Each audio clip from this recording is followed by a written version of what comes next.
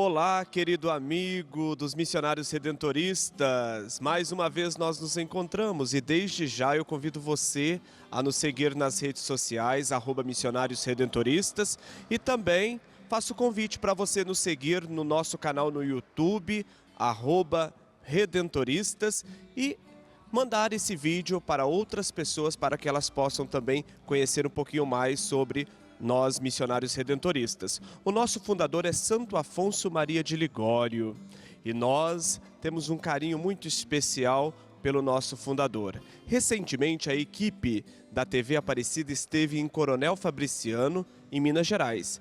E lá puderam então conversar um pouquinho com o missionário redentorista Padre Ergo, que escreveu uma obra belíssima sobre nosso fundador, Santo Afonso Maria de Ligório. Vamos conferir? Meu nome é Ergo Dias de Araújo.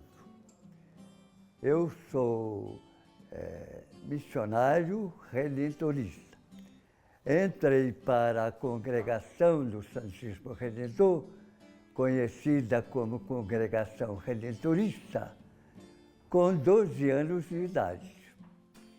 E, ao longo da minha formação, sempre ouvi falar de Santo Afonso Maria de Ligório, como fundador da Congregação Redentorista.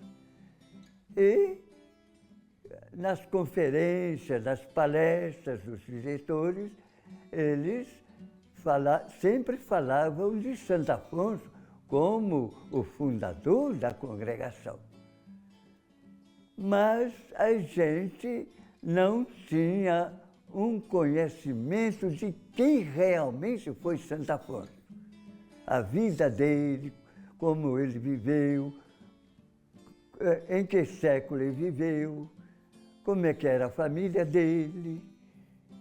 E eu comecei a admirar Santo Afonso Maria de Ligório. Primeiro comecei, quando é que ele viveu? O contexto em que ele viveu, contexto histórico, contexto familiar dele. Me interessei por conhecer o tempo em que ele viveu, a família dele. E então eu peguei esse contexto, estudei, descobri que ele era filho de uma família nobre de Nápoles, e o casal teve 8 filhos, 4 meninos e 4 meninas. E Afonso era o primogênito, o filho mais velho. E como era de uma família nobre, pela tradição, o filho mais velho era o herdeiro da família. E Afonso era muito brilhante, uma inteligência brilhante.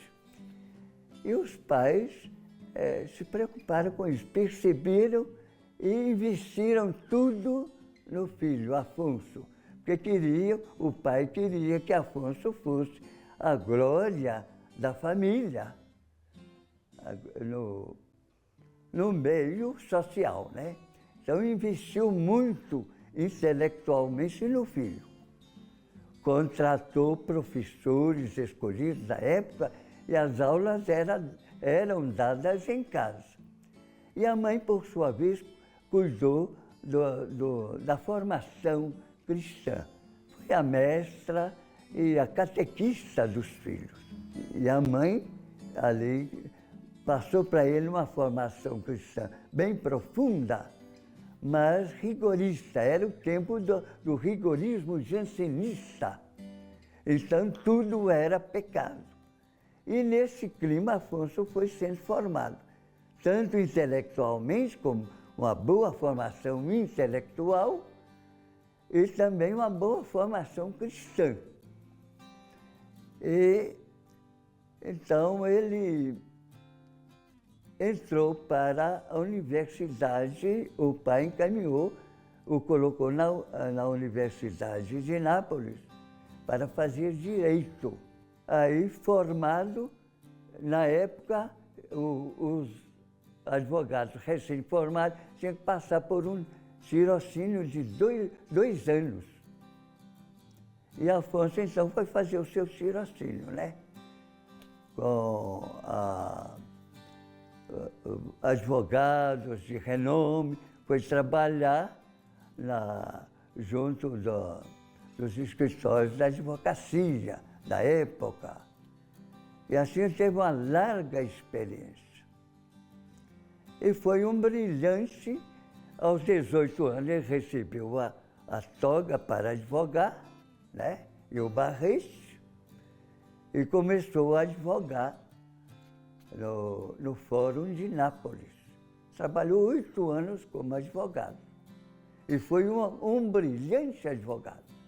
Nunca tinha perdido um processo durante 8 anos.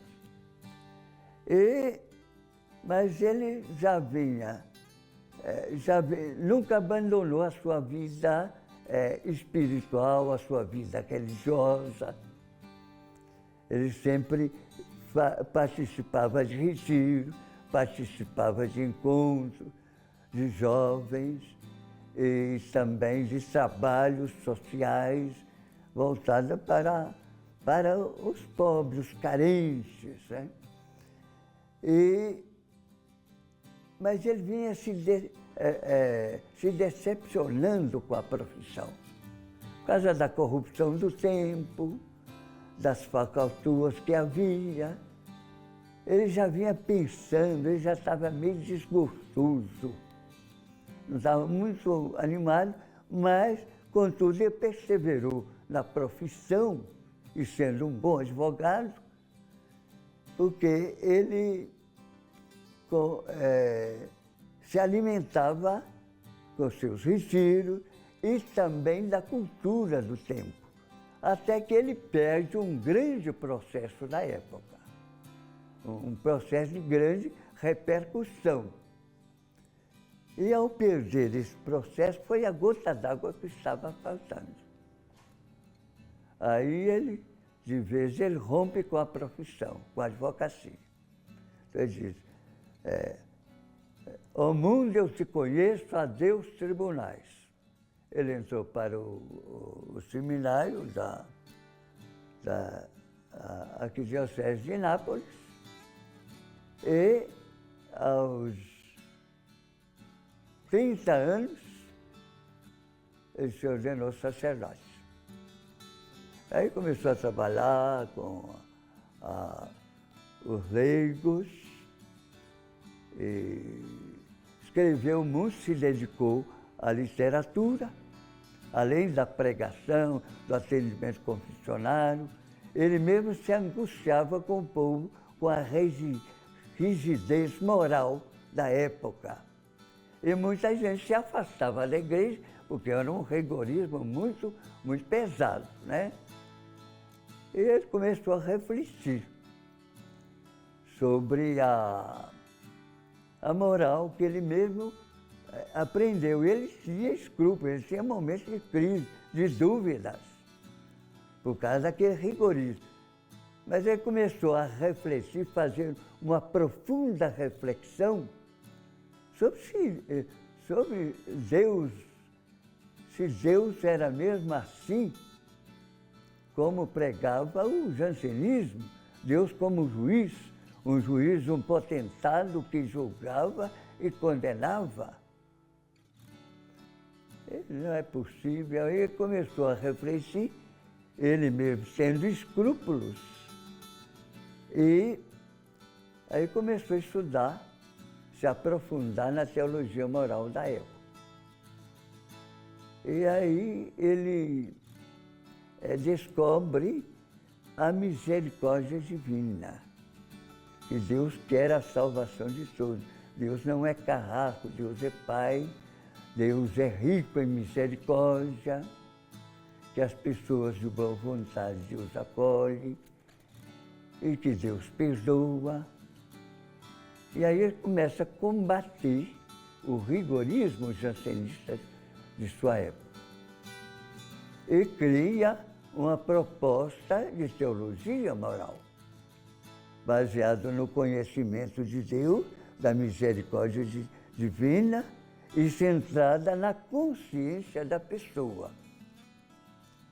Ele reflete sobre a consciência de cada um e descobre que a consciência, ele propõe que a consciência de cada pessoa é um santuário, onde a pessoa se encontra pessoalmente com Deus. É onde só a pessoa e Deus se encontram, mais ninguém. E aí ele coloca a consciência, uma pessoa de boa vontade. Ela vai discernir a lei. A lei diz que não pode. A lei proíbe. A lei diz que é pecado. Mas a pessoa está numa situação tal que ela não tem como sair. Aí ela está condenada. Só ela diante de Deus, na sua consciência, reta consciência, ela vai discernir diante de Deus, em contato com Deus. Então ela vai fazer o discernimento, ela mesma. E aí ela vai apropriar a lei de Deus, o que Deus quer para ela naquela situação. O que Deus quer para ela, então ela vai decidir o que quer para ela. Então é aí o primado da consciência. Então Afonso coloca a lei de Deus como norma remota da moral. E a consciência como uma norma próxima. Então ela vai fazer o discernimento. Então ela decide diante de Deus. Então esse é o princípio moral da teologia moral de Santo Afonso. Eu me interessei por isso, me aprofundei e daí eu resolvi escrever um livro sobre a vida de Santo Afonso. Então a contribuição, a grande contribuição dele na pastoral e também na teologia moral. Então o livro ele versa sobre isso. É escrito numa linguagem simples, acessível a todos. Então, para ajudar as pessoas a fazerem seu discernimento diante de Deus. Seu discernimento diante de Deus. Então, é um livro de formação. E, assim, a gente escreveu este livro.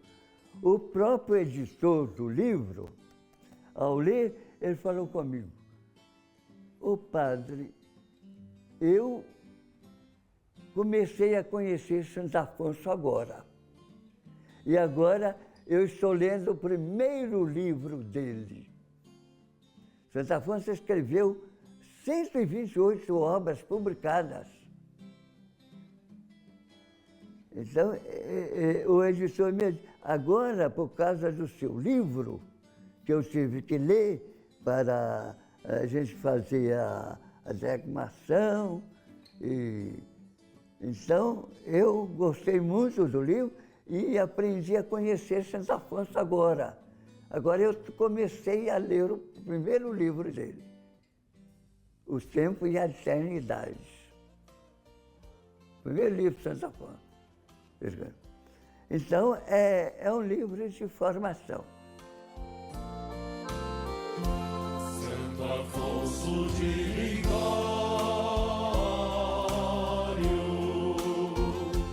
cantador das glórias de Maria,